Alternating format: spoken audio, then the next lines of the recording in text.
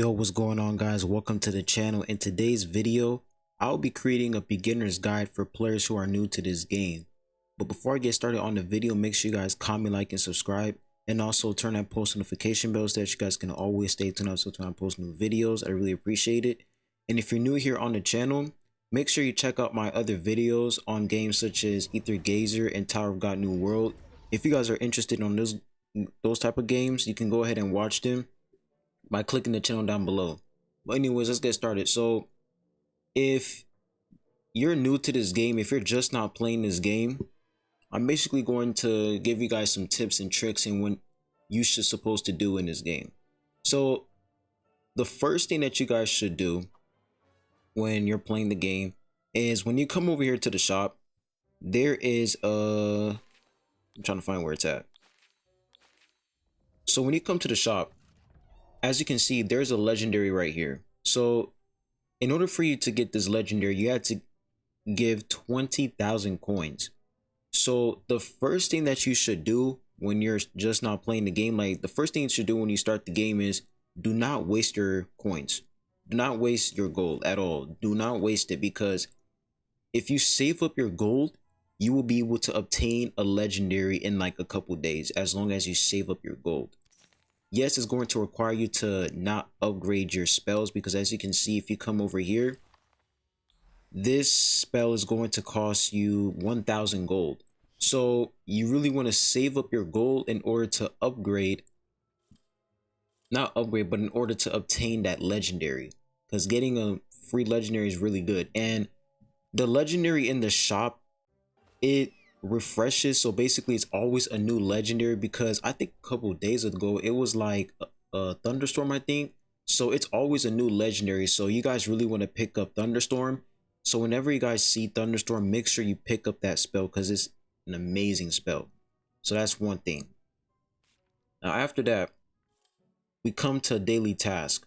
So if you guys didn't watch my last video, I was basically talking about a daily task. So in this game, as we all know, in multiple gacha games, whenever you have daily tasks, if you don't complete it, the game will always reset the task daily. So whenever there's like a reset, the rewards will reset if you haven't completed the daily task. But in this game, that's different, because as you can see right here, I have a check mark on these activities, these tasks, and the reward is still not refreshed.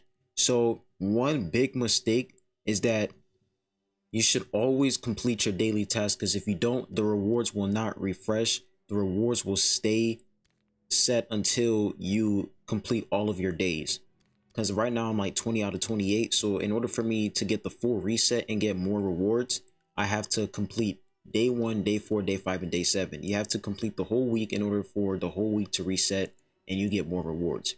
So make sure that you guys always complete your daily task.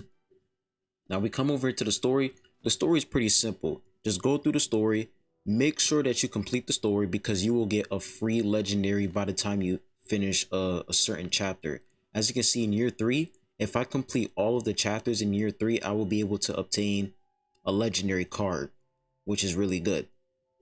So make sure that you guys always complete your year stories. So that's one thing. Now for your charms, basically spells and summons. So one other thing that you guys need to know is make sure that your deck is very, how can I say it? Make sure that your deck is easy to use. And what do I mean by that? Basically, do not focus on MP that much. I mean, yes, focus on MP, but really focus on the utility of these cards. Make sure that these cards will actually provide good use to you, because yes, if you guys watch my tier list video, for example, I put Fiendfire in S tier, right? So even though I put that card in S tier, you're gonna know how to use it. It all comes down to how you use these cards. If you just spam these cards and you don't know how to use these cards at all, these decks will not help you at all in PvP. For PvE, sure, because PvE is not that hard, but for PvP is not going to help you at all, because spamming summons can help you, but if you don't really know how to use these cards, wisely, then you're gonna lose a lot in PvP. So my biggest tip for you guys is whenever you're creating your deck, make sure that you actually know how to use these spells and summons, because you don't want to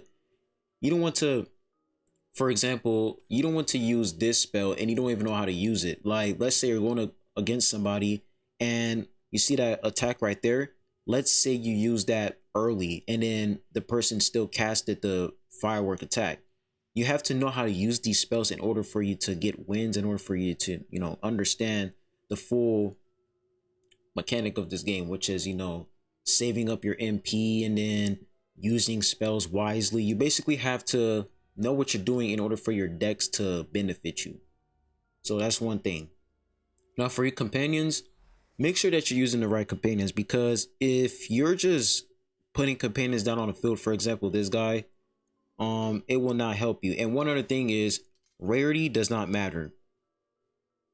I'll say in this game, rarity does not matter at all. In most gacha games, rarity does matter. Like, for example, if this is a legendary, then the legendary is going to be the strongest. That can be true in certain cases, but in most situations, rare cards are actually amazing, and common cards as well. This is like the only game where common and rares are actually really good and they'll provide you some sort of value. Because as you can see, this deck right here, I only have one legendary, and then for all the rest of the cards, I have epics, commons, and rares, because they actually benefit you. Because not only are rares and commons really good, they also have low MP. For example, Bombastic Bomb is like an amazing spell, and the fact that it only costs 3 MP is really, really good. So make sure that, don't only focus on mythics and legendaries. You really want to focus on commons and rares as well, because commons and rares are actually really, really good in this game. Now for your echoes, one thing I'll say about echoes is that in order for you to benefit from echoes, you have to use echoes in the correct deck. So as you can see, Hagrid is basically a summon echo. What do I mean by summon echo? He basically buffs up your summon unit that has the greatest MP cost. So the unit that will receive that buff is Antipodean Opale, because his MP cost is 6. He has the highest MP cost, so therefore Rubeus Hagrid is going to buff him up. So you basically want to use your echoes in like a deck that will benefit from that echo. You don't want to use a Hagrid in an only spell deck. That wouldn't make any sense, because Hagrid can only buff summon units. He can't buff up spells. He can only buff up summons. So you want to make sure that you're using echoes in the correct deck. You don't want to just blindly put your echo in a deck that doesn't even, correlate with the echo at all. Like, it doesn't make any sense. So make sure that you're using your echoes correctly, and you don't want to just, spam your echoes and just put them in random decks. It wouldn't make any sense. Now for your upgrades, as you can see right here, when you select an echo, your echo can basically upgrade your cards. So if you want to change the card that their echo is going to upgrade, you want to come over here and you have to select your card wisely, because if you don't select your card wisely, in order for you to switch the card that you want to upgrade, you're going to have to spend, let me see, yep, you're going to have to spend some coins, and you're also going to have to spend some gems right here. You have to spend these echo crystals. So it's going to cost you some currency to switch and upgrade if you don't feel like upgrading a specific card that you don't want to upgrade. So for example, for this deck, I'm using an Antipodean Opale. Unfortunately, Antipodean Opale isn't in his lineup. Basically, he doesn't buff up Antipodean Opale because, he's not one of the 6 cards that he's buffing up. If I want to change that, you can come over here and you can convert it. You can basically switch out, and you can essentially switch out the card that you want him to upgrade. But the thing is, you can only upgrade these cards. You can't switch them. And what do I mean by switch them? You basically cannot switch a different card. Like, you can't add an Antipodean Opale into this set. These are the only cards you can upgrade with this echo. But if you have another Hagrid, you can get multiple copies of echoes. So as you can see, I already have another Hagrid. For this Hagrid, I have different cards. So you basically want to, if you're using a deck, you really want to use the cards that Hagrid can upgrade. It's not only Hagrid, there's multiple other echoes that can do the same thing. Every echo can do the same thing. But what I'm saying is that if you want to, if you're using a deck that has, let's say, Hagrid's egg involved in it, Hagrid's egg will receive a buff. It will receive a card level. Essentially, as you can see right here, card level +1 when in current deck. So whenever you have a card that is in the echoes, I don't know how to say it, but whenever you see one of your cards in one of these 6 cards in the echoes menu, then basically your card's going to get that +1 level. So that's it with the whole echo situation. Now, wand skins, you can basically get different skins of your wand, which is pretty good. Now, different skins can also give you additional attributes, because as you can see right here, this, why does it not, why did I not select that? But anyways, this skin will basically give me a dueling club rescue attempt. So basically this is an attribute. And what do I mean by attribute? So as you can see right here, this only gives me a collection +10, but when I switch it, it's going to give me collection +60. So different wands can give you additional attributes, and they'll basically benefit you more and more, like based off of what that wand can provide.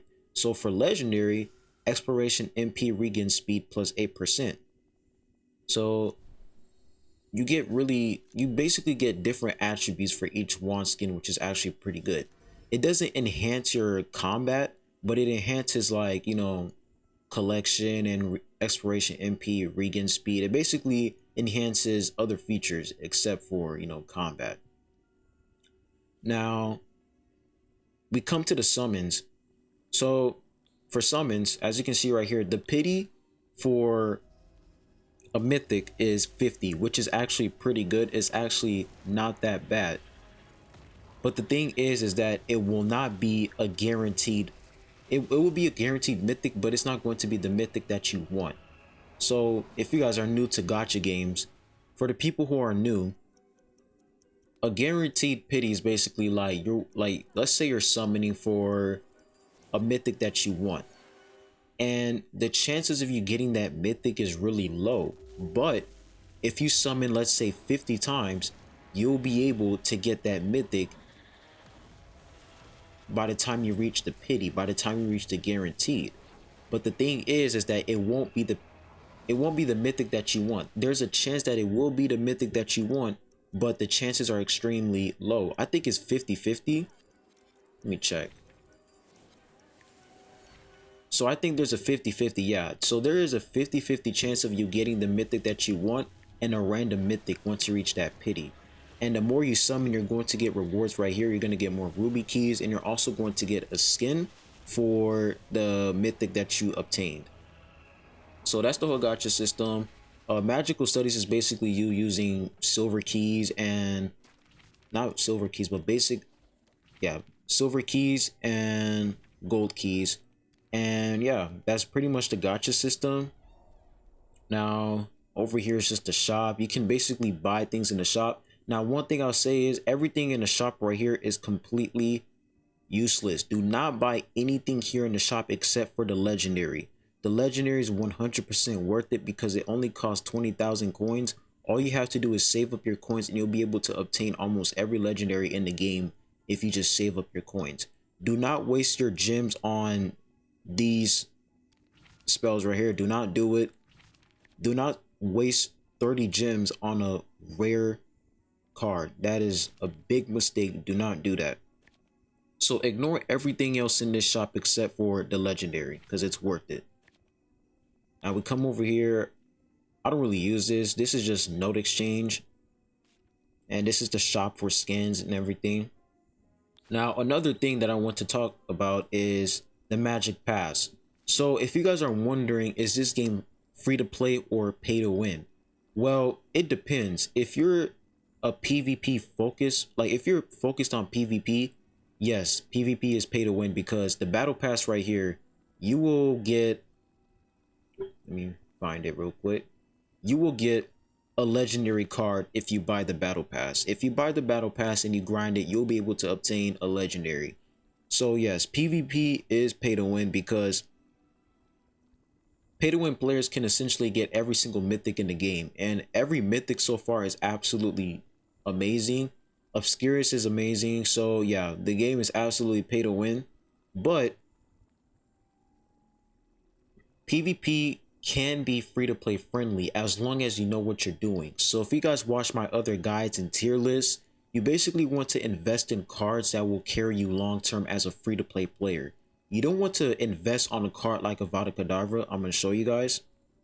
Now this spell right here is a mythic. I'm trying to find it. So there's a spell in the game that can one shot. But the thing is that you don't really want to invest in a spell like that because it will only work against summon decks. So if your opponent is using a summon deck, Avada Kedavra will be the best counter. But if the person is using spells only, then the chances of you beating that person is really low. So you basically want to limit yourself from wasting all of your currency on these spells. You basically want to focus on summons and spells that will help you long term. And that's exactly what my tier list was for. So that's the whole shop situation. Now there's guilds, there's also different I think rooms. So I'm in the Slytherin clan, and basically if you can basically create a room. As you can see, I have a room right here. I have this guy right here. But the thing is, if you, let's say you have a friend and your friend is like a different gender. So let's say you're a guy and then your friend is a girl and you want to invite her into your room. You can't do that because apparently you can't invite a different gender into your room. If you're a guy, you can only invite guys into your room. So I think that's pretty cool, not gonna lie. But yeah, so if you guys are wondering, why you can't invite your friend into your room, it's probably because your friend is a different gender from you and their class is a different class. So let's say someone is from Hippogriff, you can't invite that person because you're in a different class. You're in Slytherin. I think it's called Hippogriff. Hopefully that's what it's called. Or Hufflepuff. If the person is basically in a different class, then they can't be in the same room as you. That's how it works. Now, we come over here to the knapsack. Knapsack is basically, getting achievements, obtaining rewards. It's pretty nice, pretty good. And we come over to Forbidden Forest. Now, Forbidden Forest is another thing I want to talk about. So let's go over here to Forbidden Forest real quick. Now, Forbidden Forest is basically like the biggest part of PvE in this game. You can basically go into this forest and clear levels. So as you can see right here, you can clear levels. I barely do Forbidden Forest, not gonna lie, because it kind of get, a little bit tedious, but I'm not even going to talk about that. But as you can see right here, there's solo exploration, and you can also do multiple matches with other people in Forbidden Forest. And if you're in like a guild or a clan, you can basically fight this boss and fight the boss daily and do damage to the boss, and then all your clan members, your guild members will do the same as well. So there is, a lot of PvE in this game, and then if you want to obtain new echoes, you can come over here to this card, and this card will basically give you echoes. As you can see right here, I obtained a couple echoes, which is pretty good. So you really want to progress in Forbidden Forest so that you can get more rewards, more echoes, and upgrade your account. So that's Forbidden Forest. Forbidden Forest is basically like solo exploration. It's just solo PvE. You're just progressing the game on your own. That's solo, not solo, but that's Forbidden Forest. Now we exit over here. Now, is the game open world? It's not really open world. You can walk around. Like, there's a map. Of course, you can go around. You can fly on your broom. You can go around, fly around, which is pretty cool, but it's just a huge area. Like, you can only fly around the school. That's pretty much it. As you can see, this is all you can do. This is the entire area. So I wouldn't say it's open world. It's just a huge small area, and that's pretty much it. And if you want to go to different places, you go through your map right here. You can go to the main tower library. You can go to the Dragon Alley. There's a lot of things you can do. If you want to buy skins, you can come over here to Madame Malkin's robe. You can basically buy skins in this shop right here. So if you guys, want to change your skin, change your outfits, you can come over here and you can buy new skins. Now I'll say that some skins will require you to buy, like, as you can see right here, 690 gems. Do not, if you're a free-to-play player, do not spend your gems on outfits. It is not worth it. I would rather recommend you guys to save up your gems for, new mythic cards, and that's pretty much it. Do not use it on skins. But there are some outfits that it just costs gold. I'm trying to find him. Where's it at? I'm trying to find the outfits that cost gold. Okay, so as you can see right here, this outfit costs 1,200 gold. So there are some outfits that will cost gold. So if you want to buy outfits, make sure you buy the ones that only require gold from you. If they say gems, if you have to spend gems to get an outfit, do not do it. It's not worth it. So that's the whole outfit thing. So I think that's pretty much it. We covered. What's this? No, I'm good. We pretty much covered spells. We covered decks. We covered the summon. What you should spend your gems on. What you should spend your gold on. We also have like this little room. Like if you want to have your room, you can create like a little room where you can put furniture in. You can do a lot of stuff in this room, which is pretty cool. This is like your personal space basically. And there's also a dance club. And basically what you do in this dance club is that you can basically dance with other players. As you can see right here, you can pick a music, and then you can pick a song, and then you can invite other players. If there's no other players online, then you can just invite, an NPC that you can dance with, which is pretty cool, and you can also get rewards. So I think that's pretty much it. I covered almost everything. So if you guys are, starting on the game, make sure you save up your gold to buy those legendaries. And if you're interested in PvP, you always have to remember PvP is going to be pay to win, but not a lot. As long as you know what you're doing and you watch, my tier lists and guides, you'll be fine in PvP. But that's pretty much it. I hope you all have a good one. Stay safe and stay hydrated, and I'll be seeing you guys soon. Peace.